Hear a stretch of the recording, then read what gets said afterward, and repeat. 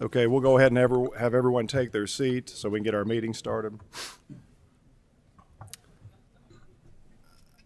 While the members are coming in and everybody's taking their seat, just a quick housekeeping measure.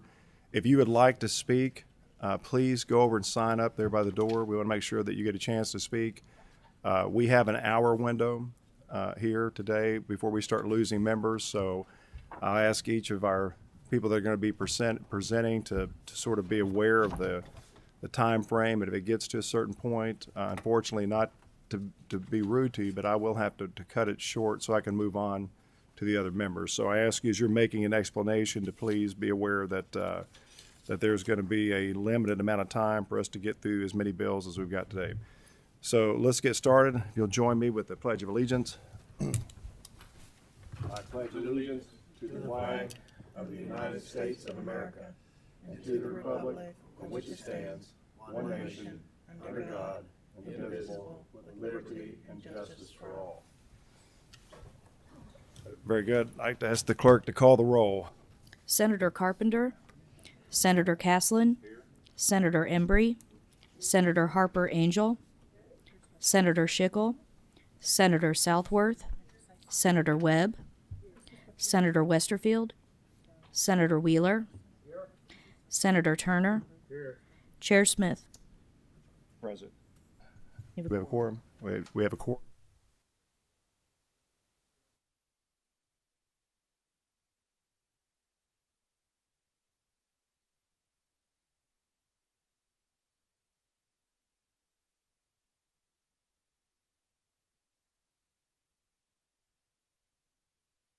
Going to have to hold tight to our timelines.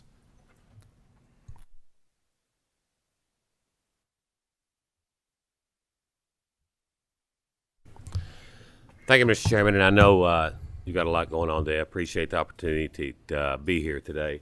There is a committee sub. Yes, Mr. Chairman, I'd like to move to enter Senate Committee substitute to HB 392.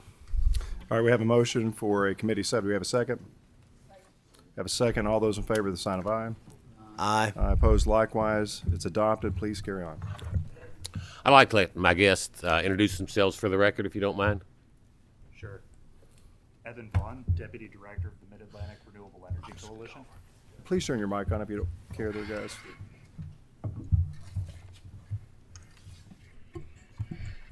Evan Vaughn, Deputy Director of the Mid-Atlantic Renewable Energy Coalition. Matt Party Miller, President of the Kentucky Solar Industry Association. Mr. Chairman, the reason I'm here testifying that I was a sponsor of Senate Bill 69, which we've been working on since back in probably May, all summer long. Solar industry is something that's new coming into Kentucky. We had the siting board that's been putting some things in place, but we didn't have a lot of consistency to what we were asking of the solar companies coming into the state. The two priorities when I first started talking about this was to give some consistency to the industry, that when they came in and applied, there'd be some minimum state statutes that you would have to abide by. And the main one of those was on the decommissioning and on the bonding. I was very concerned about our landowners, that making sure that they were being treated fairly up front, and then in no way would they be liable for any cost of decommissioning there might be. So we set up a bonding program that's reviewable every 5 years, that the companies would be responsible for anything that we might have. Mr. Chairman, you come from the energy sector of the state. You worked with that. You understand the liabilities that the state has incurred over the years because of not the good cleanups, and we want to make sure that didn't happen once again in the solar industry. You have a motion on the bill already, and we have a second. I think so. You can keep talking if you want to, but no, I'd rather not talk anymore. I'll kill it. I'll kill it. But I know that there's some conversations and a few questions. I'm going to have to restrict our stuff for being short. So if you have a question right now, I saw Senator Southworth. Thank you, Mr. Chairman. My main question is, what's different between this and 69 that we discussed a couple weeks ago? Not anything. It's different in that this is a new committee sub. In fact, I just had the last committee sub drafted yesterday. The committee sub we had a week ago, we met on that. We took information on that, took recommendations on that. We had a big meeting last week with all the solar providers and all those who are interested, KCO, KLC, Farm Bureau. We implemented most of their recommendations, not all, but most of their recommendations we implemented.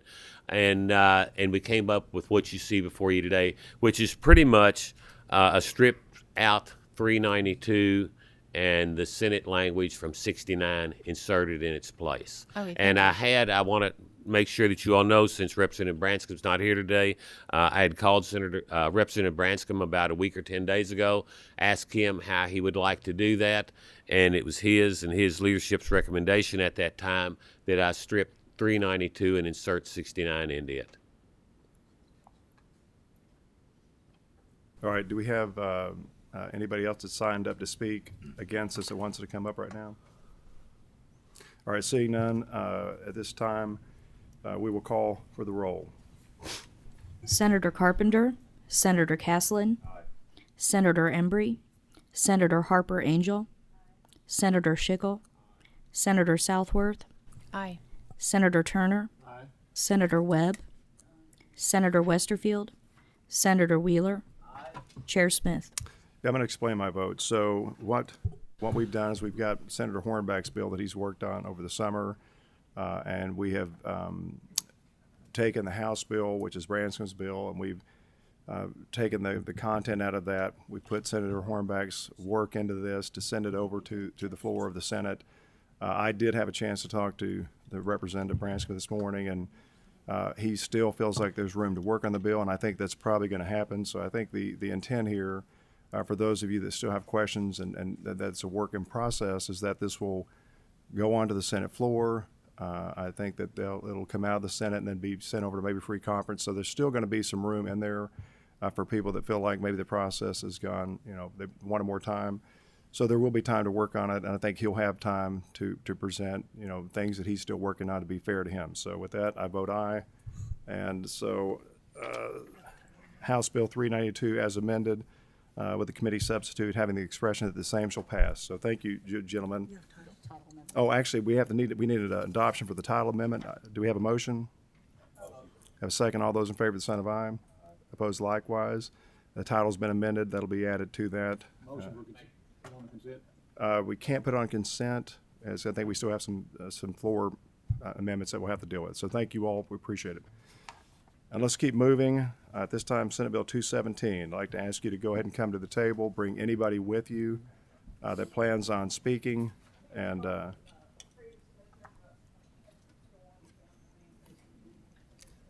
very good. Senator Storm, we know you, but just identify yourself for our records, please. See, I'm already counting you in there, Commissioner Storm. I like the sound of that senator thing. Thank you, Mr. Chairman and members. My Senate Bill 217 is in response to a House measure that was previously brought.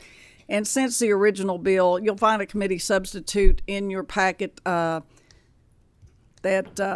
has gone through several renditions through the process, as they usually should. And I just want to say that I have met with a lot of stakeholders. I have met with the sponsor of the House bill, some sportsmen's groups, and other individuals, including, some Fish and Wildlife run a few things by them. And I feel like, it's probably not a perfect bill, but it does solve some of the issues that we're Senator facing Webb, now. do you want to go ahead and Well, I make move the to motion? adopt the committee Okay. substitute. So we have a second. Second, all those in favor, sign of aye. Opposed likewise. Just wanted to make sure you had that, so you're speaking to the side. Yes, I appreciate that. And I'm just going to briefly, I'm sort of old school, I'm going to briefly hit the highlights, and then we'll be here for any questions. And some of these issues, growing up with Fish and Wildlife and it being one of my attachments, so to speak, a couple of these issues that were brought are things that I think have needed to happen for a long time. It's not a response to anything recent or anything. I've always felt like the autonomy of the Department of Fish and Wildlife is important because sportsmen and women fund conservation. They fund the department along with federal funding that flows with strict criteria from sportsmen and women taxation. So, and so I want to preface my bill and remarks in that light. The first provision of the bill, Section 1, the new language allows the department to do procurements on their own, but subjects them to the protocols of 45A, and also maintains that the Government Contract Review Committee is subject to review all personal service contracts, tax incentive agreements, and MOAs. That's important in the process, of course, and everything is always subject to audit. And Parent 3, we are codifying that all members of the commission, the commissioner, and employees of the department shall be subject to the requirements of the Executive Branch Code of Ethics and under Chapter 11A. So we're codifying that. And then if you move on to Section 3 on page 6, this is the autonomy move. It's still going to be attached to tourism for administrative purposes, but I feel, and others feel, like it's very important for them to have the flexibility and autonomy and not to potentially be hamstrung in the future. I'm a 20-year planner on this stuff. It has about maybe perhaps a secretary or other that could hamstring the function of the department that would not be in compliance with federal funding or other issues, and that the department still maintains their administrative connection to tourism, but certainly it acts more autonomously. And then as a result of that, on page 7, this would allow all records, files, and documents of the department to be returned to them. And what I think is the most important, they're used to, Fish and Wildlife could hire their own attorneys and have an expertise in-house. That has been taken away and for several years now, but this would allow them to do that. I think that's important because there are a lot of federal laws and compliance of federal funding, and it is an area of expertise that I feel will be more efficient for the agency to allow to do that. It also prohibits any reorganization under Chapter 12 of the existing department. And on down, Section 4 does address commissioners' appointments and seating. The terms shall end on December 31st of the fourth calendar year of the term. And as you all know, we do have term limits now of 2 terms. So we're trying to strike a balance. If there's a problem in confirmation or otherwise, that sportsmen and women still be represented, but not ad infinitum or into another term. So we have no later, that term could not last any longer than 1 year following the expiration if there's a problem with confirmation or the chronology of events leading that. If after 1 year a successor has not been appointed by the Senate, the seat shall be vacant until it is duly elected and confirmed. Page 8 is criteria for anyone who can be a commissioner, and it allows someone who has held a hunting and fishing license in Kentucky or another state for at least the 5 previous consecutive years, or have been hunting and fishing in the Commonwealth for the previous 5 consecutive years while license exempt. This language is in case there are exemptions, like for private landowners that hunt on their own property that don't have to buy licenses, even though everyone should. But we didn't want to exclude a potential candidate that might have taken a year off due to health reasons or whatever, hunted on their own property, and that would be an exclusion. Then you go to the governor appointments. We're going to state that a successor to a vacant term shall be appointed no later than January 20th of the following year from the expiration of the term. And what that does, it allows the legislature ample time in a short or long session to confirm or deny. And then if confirmation is not done, then it would still allow additional time for another selection and another confirmation process. on page 9 allows if a governor shall remove any commissioner for cause under subsection 2. I'd redefine inefficiency. To me was not a well-defined legal term. I put nonfeasance in there. There's legal standards for that. Case law, I think that's a better description, and allows for an administrative hearing in accordance with most other state situations under 13B. So there's some additional due process in a removal. Now, on the page 13, page 12 goes into 13. Hiring shall be within the department internally for purposes of Chapter 18, and as they are, to me, a mission-oriented entity that has to comply once again with federal law, and we need expertise and those things relating to their the mission in proliferation of the North American wildlife model.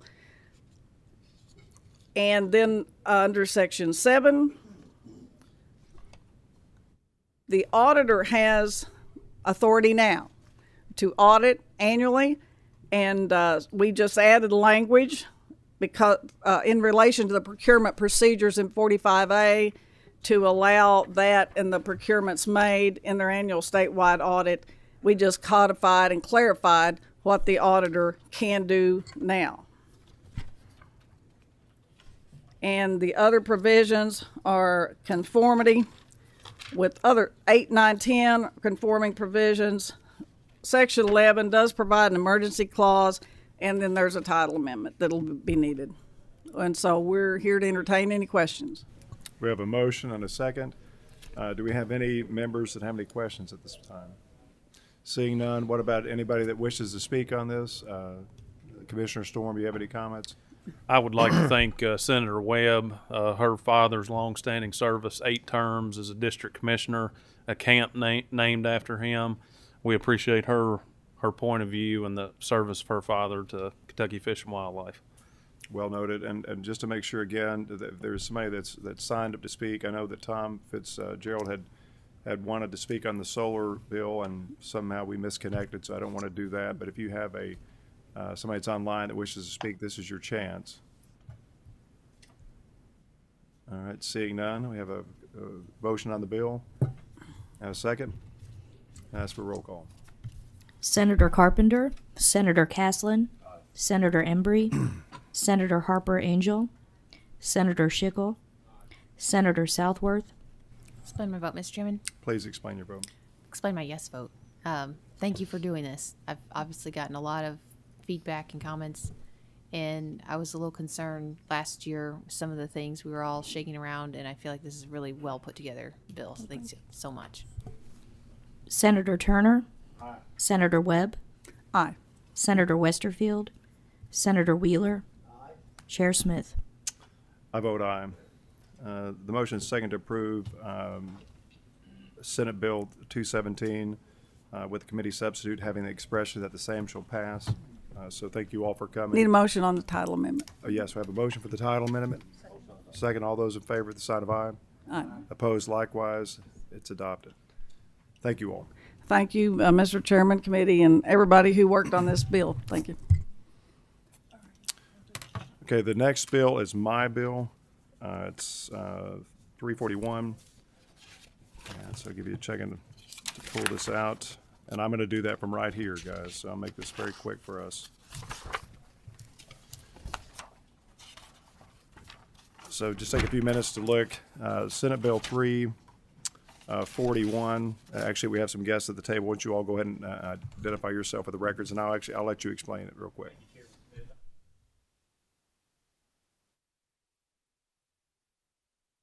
Gordon, turn your mic on, please. Sorry about that.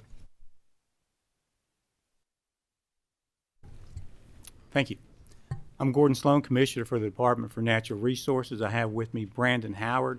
He's the Director of our Division of Forestry. And we're here about Senate Bill 341, which amends our forestry statute to allow us to hire grant-funded, time-limited employees. Occasionally, we get notice of grants that would support our mission, and we'd like to be able to hire those people who can work under a grant for a limited time. We're not going to hire anybody or keep anybody beyond the terms of the grant. So this would help us in the other things that we do in our Division of Forestry. So it's very straightforward. So that's really all I have to say, Brandon. No, I don't have much to add. And thank you all for having us here today. It's a good opportunity for us to be able to carry out our mission. So we thank you for having us. And thank you for sponsoring this, Chairman Smith. We're very happy to help. We have a motion and a second on the bill already. Do we have any members that have any questions? Seeing none, do we have anybody who would like to speak additional on this? Good, this is a good bill. All right, so we have a motion second. I ask the clerk to call the roll. Senator Carpenter, Senator Caslin, Senator Embry, Senator Harper Angel, Senator Schickel, Senator Southworth, Aye. Senator Turner, Senator Webb, Senator Westerfield, Senator Wheeler, Chair Smith. I vote aye. All right, we have a quorum, so the motion is second for Senate Bill 341 with the committee substitute, without a committee substitute, with the expression the same shall pass. So thank you all for coming, and hopefully we'll get this over to the House for you all very quickly. Thank you. All right, now we've got Senate Bill 301. Senator Higdon, if he's still here. And Senator Higdon, I apologize. Honestly, I should have had you go first, and that just dawned on me. So my apologies to you, my friend. Not a problem, Mr. Chairman and Chairman, members of the committee. I have two guests with me today, and mainly for those technical questions that you'll have about this issue. And I'll start with Annette and Annette DuPont. Turn your speaker off. Thank you. Annette DuPont Ewing, Kentucky Municipal Utilities Association. Todd Stevens with H&A Resource Management and for sales.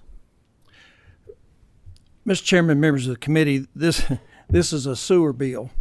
You know how we like sewer bills in the state Senate, but seriously, this is dealing with sludge, and sludge is sewer in a dried state. And there's two ways you can dispose of sludge. You can put it in a landfill, or you can land farm it or spread it on agricultural land. We in Kentucky is one of 3 states that does not fully or partially adopt the federal regulations.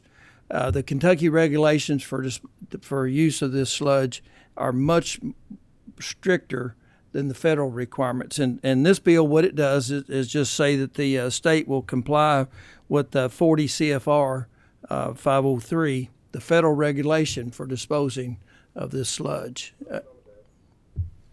A motion and second. Anybody else wish to speak on it? Any I questions? think Mr. Tom Fitzgerald's there. He's waving his hand at you.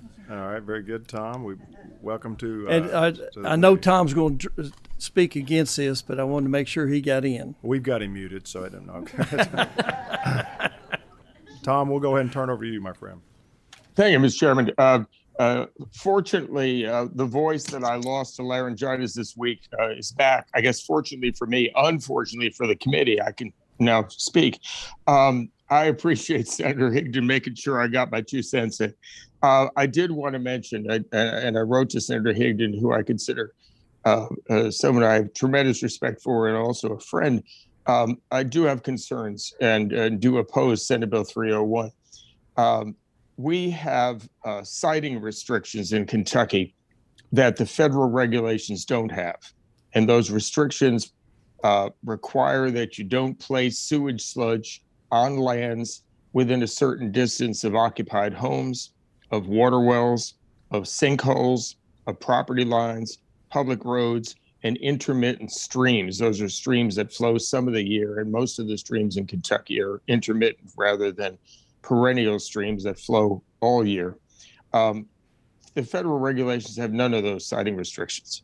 And because of that, I think that tying us to the federal minimum standards rather than continuing to have the flexibility we have to address the unique hydrogeologic situations in Kentucky, such as the prevalence of karst in many areas, as they affect land spreading of sewage sludge, those restrictions and those siting requirements, I think, are well reasoned. And we can go in at some other committee when we have the time and talk about why they're there. But that's the reason that I oppose Senate Bill 301. I think that we should not cede our ability to do what is necessary to protect neighbors when land spreading of sludges is occurring from odors and other issues.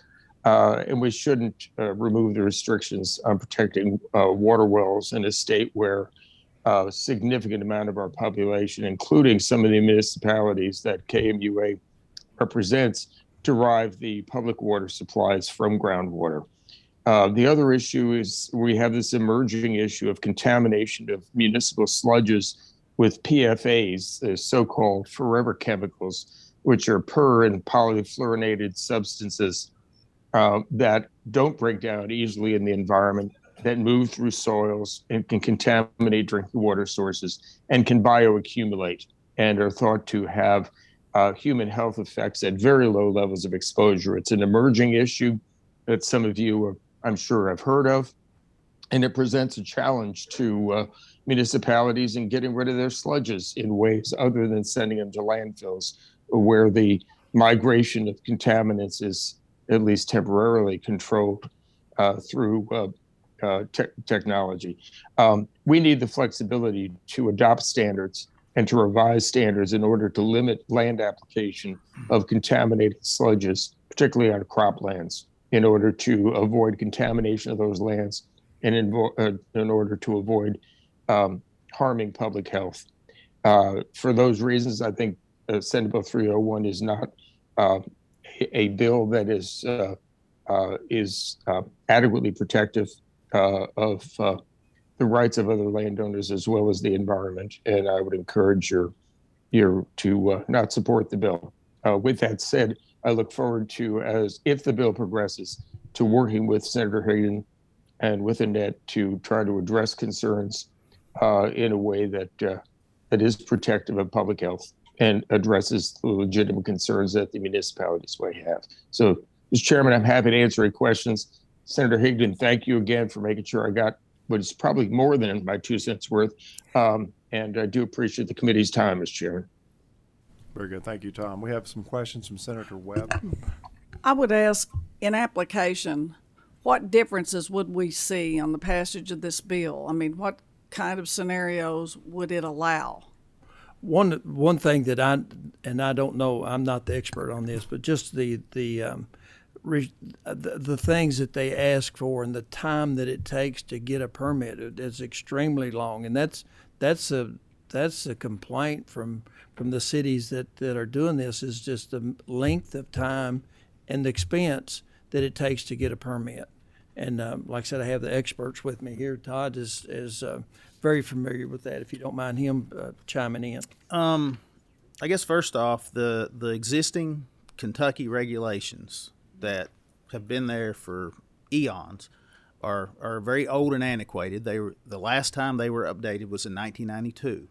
In 1993, the federal government, EPA, did the largest risk assessment ever conducted by EPA to regulate this material, to give a set standard, because the regulations from state to state were all over the place. I appreciate that. My question is, I'm an old environmental lawyer, okay?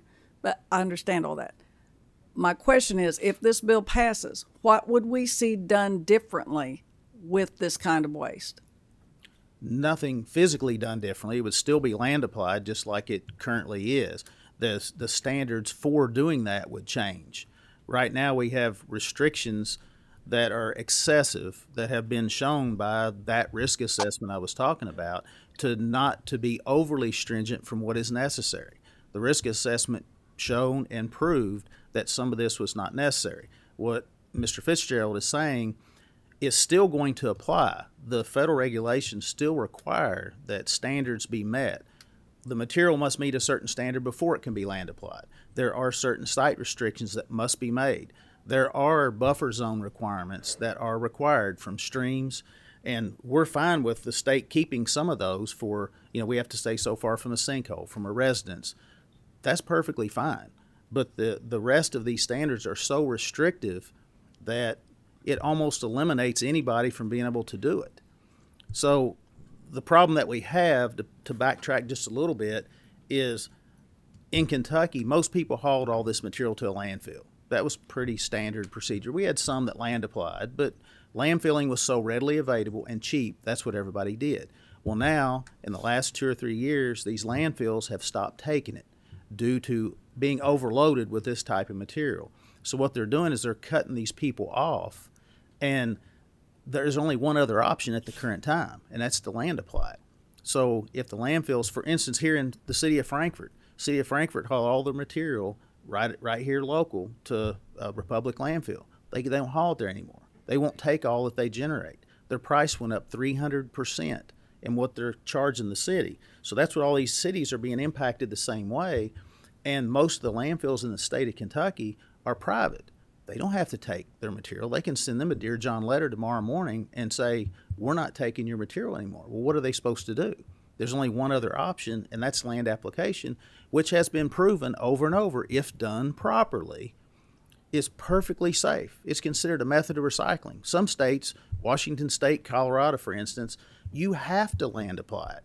If you meet the standards of the federal 503 regulations, you have to land apply that product. They will not let you dispose of it in a landfill. So all we're asking for is for the state of Kentucky to upgrade to the current standard that exists for land application of this material. And as Senator Higdon said, we're only one of 3 states in the country that have not adopted these regulations in some form or fashion. Us, Massachusetts, and Connecticut. And they don't do anything anyway. If I could just make a brief comment, Mr. Chairman. Please do. Federal minimums are federal minimums. I don't know that this bill would allow or require anything more than that. I have concerns about the public health aspect and having PFA impacted some of my district, and I think it is an emerging legal and public health concern, and we're going to have to deal with it whether we want to or not. But certainly, this topic, it sounds like there's a lot of layers of issue with the regulation, disposal requirements, and permitting. So you've got all of those issues.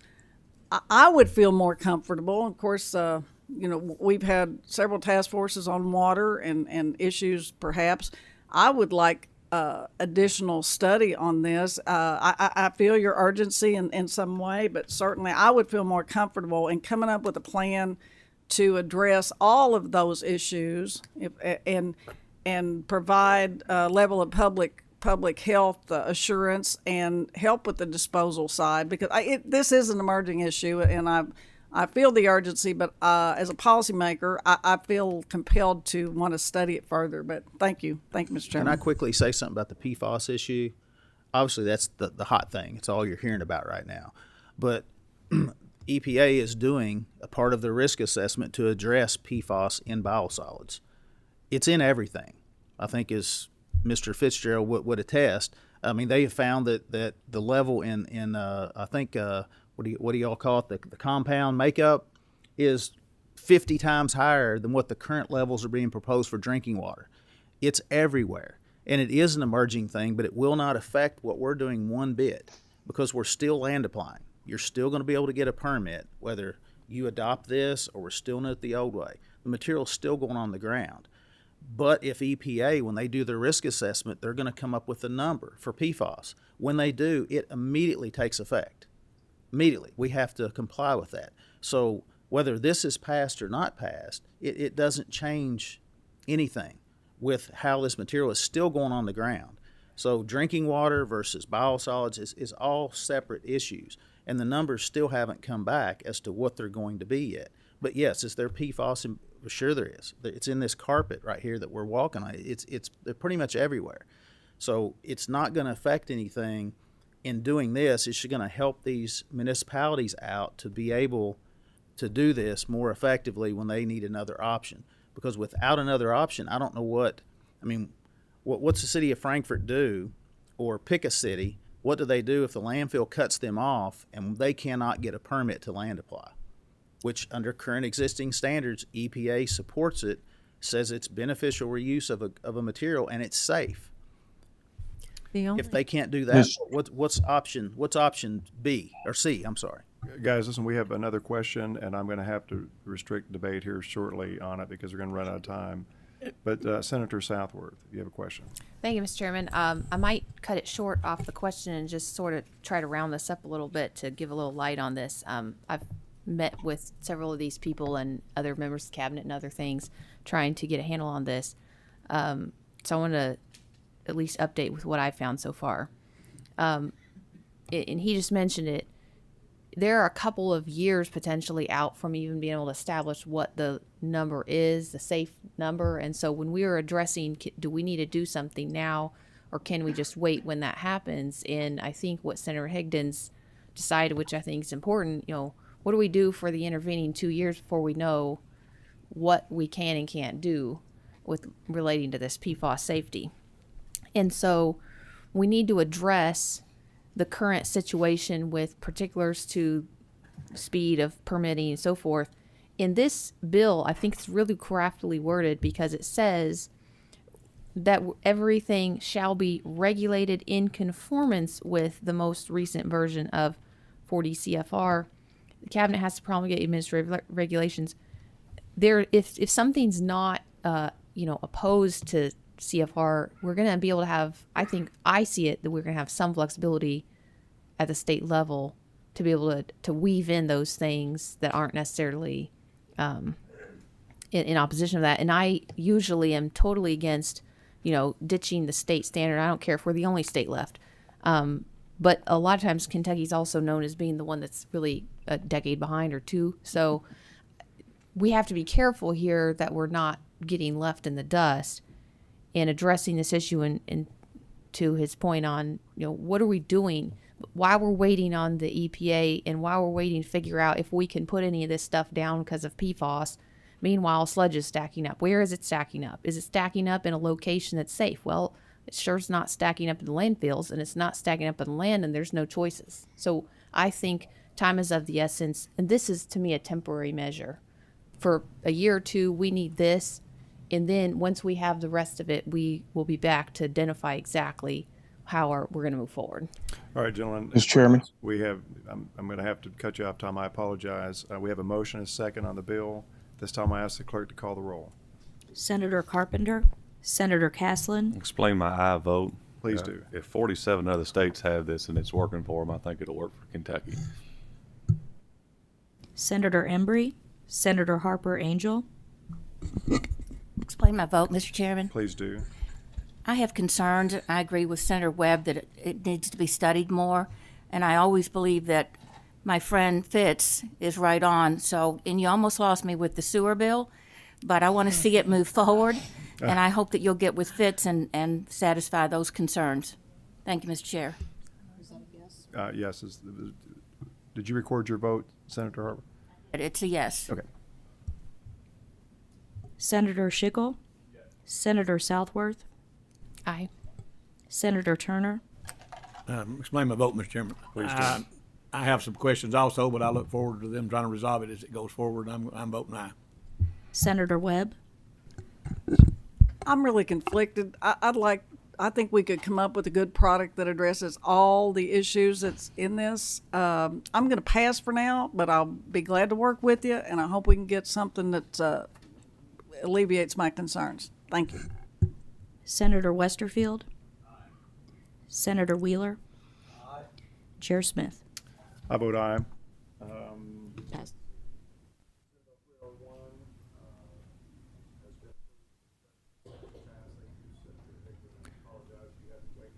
That's okay.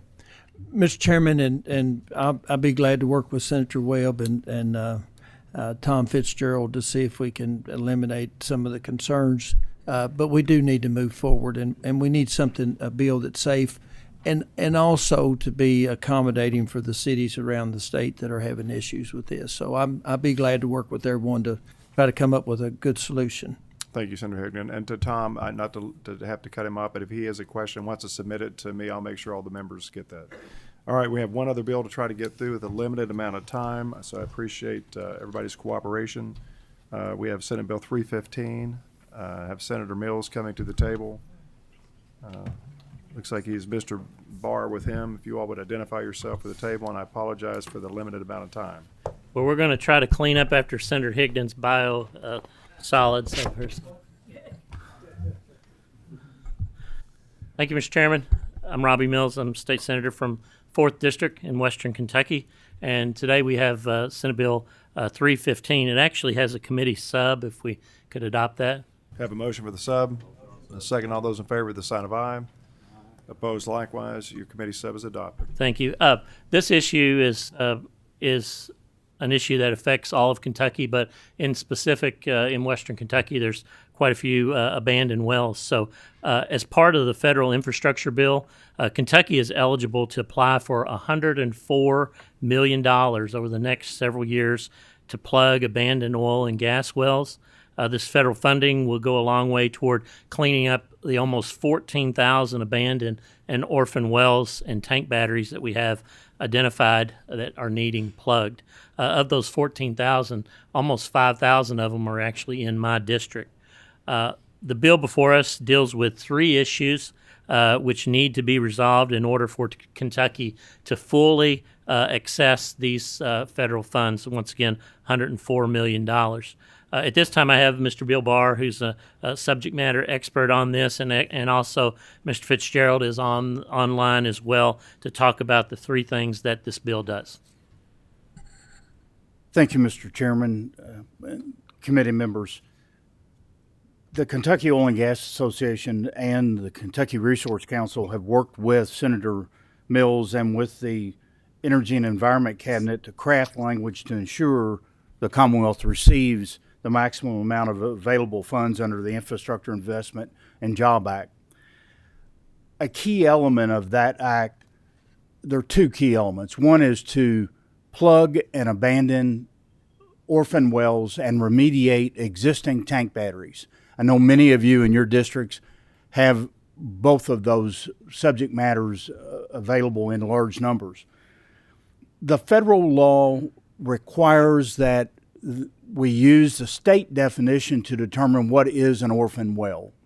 In 2015, we created the CASTAL program, the Kentucky Abandoned Reclamation Program for tank batteries. We amended that in 2019 to include orphan wells, and for the first time in the history of the state, developed a definition for orphan wells.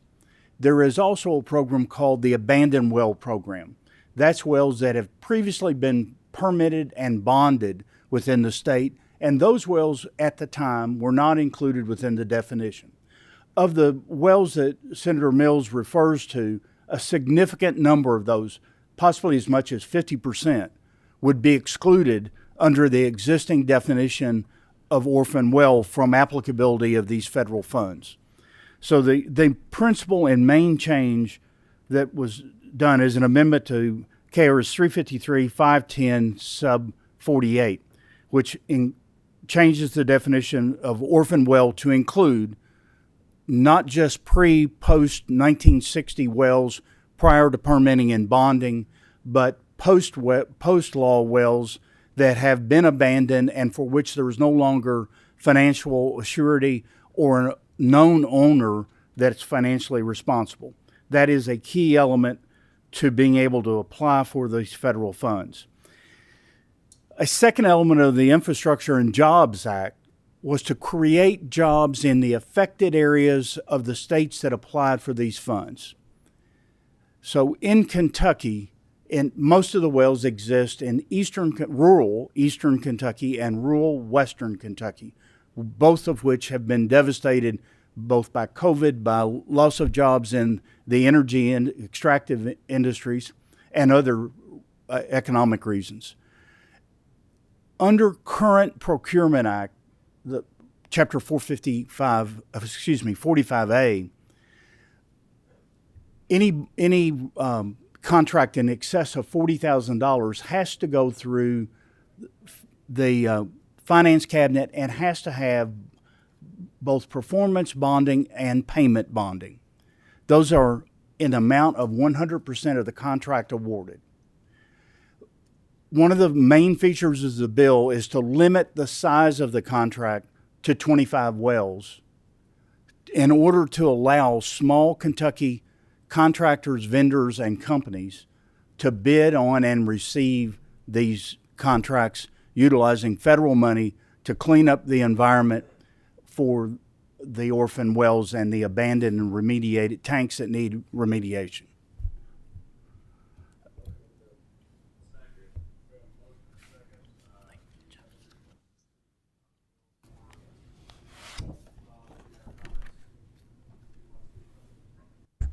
Sorry, Tom, did you have any comments you wanted to speak on the bill? Very, very briefly, Mr. Chairman, and please don't ever apologize for having to cut short debate on these issues. I encourage the committee in the strongest terms to support the bill, appreciate Senator Mills carrying the bill, and appreciate, as I have for almost a decade now, working with Bill and Koga on consensus legislation to attempt to move the state forward.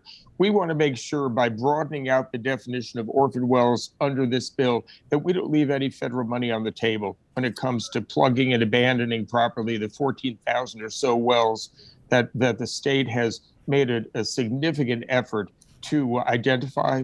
We are ahead of the game in that regard. We're ahead of the game because you all had the foresight to create the cast-out program to allow us to go back in and plug the abandoned as well as orphan wells.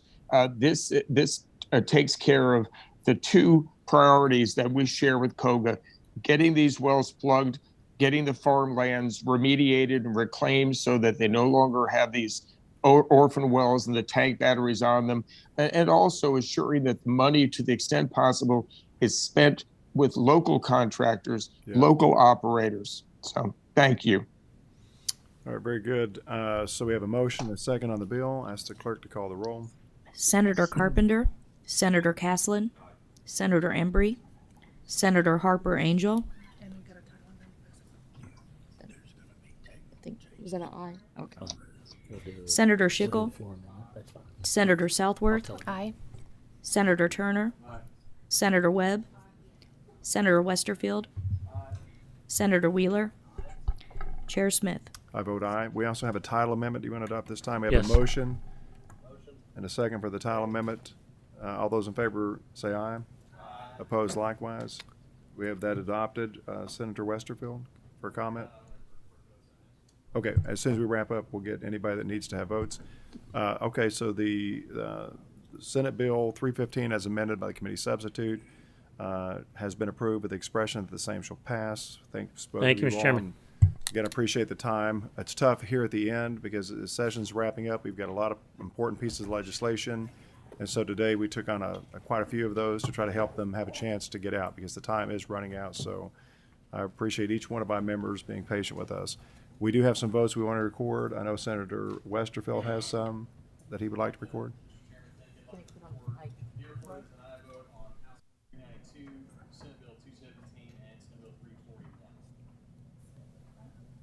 Okay, do we have those? Do you all hear? Okay. And Senator Schickel, I think you might have been out of the room for a vote if you wanted to. Thank you for your indulgence. Let me find my agenda. Here it is. I want to record an aye vote on Senate Bill 341. I think that's the only one I missed. All right, very good. Do we have any other thing to come before this committee? Motion to adjourn.